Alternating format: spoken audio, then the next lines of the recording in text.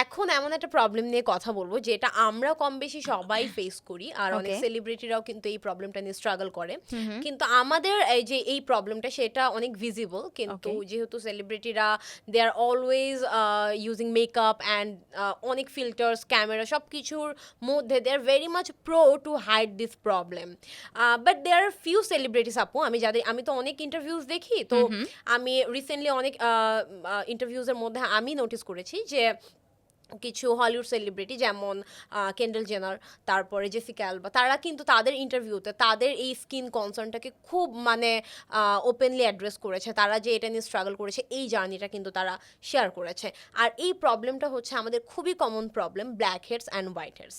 So এটা নিয়ে অনেক অনেক কোয়েশ্চেন থাকে আমাদের, আর আমরা রেগুলার লাইফে এটা নিয়ে অনেক স্ট্রাগল করি, কিন্তু একদম কমন আর খুবই মজার যে কোয়েশ্চেনটা সেটা হচ্ছে যে আমাকে তুমি বলো ব্ল্যাক হেডস কেন ব্ল্যাক অ্যান্ড হোয়াইট হেডস কেন হোয়াইট, এটা আমাকে বলো।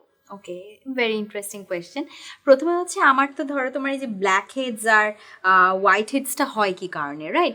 এগুলো কিন্তু হচ্ছে আমাদের ওই একই আমার স্কিনের এক্সেস সিবাম থেকে, তারপরে হচ্ছে ডেড সেলস, এগুলো যখন অ্যাকুমুলেট করে তখন আমার হচ্ছে এই যে হোয়াইট হেডস বা ব্ল্যাক হেডসগুলো দেখা দেয়। সাধারণত এগুলো দেখা যায় যে নাকে, তারপরে হচ্ছে চিন এরিয়াতে, থুতনির এই জায়গাটাতে হোয়াইট হেডস খুব বেশি দেখা যায়।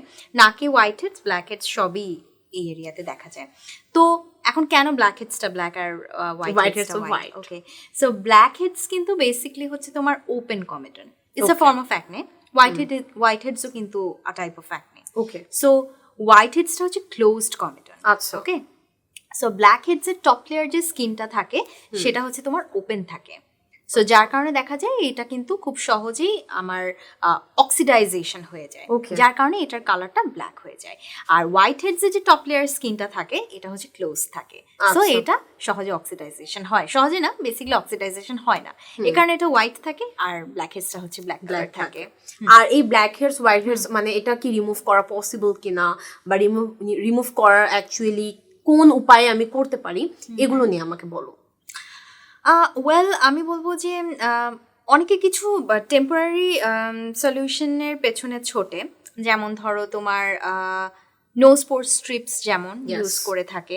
তো এগুলো আসলে হ্যাঁ টেম্পোরারি বেসিসে আমি যদি বলি দিস হেল্পস, বাট এগুলো কোনো পার্মানেন্ট সলিউশন না।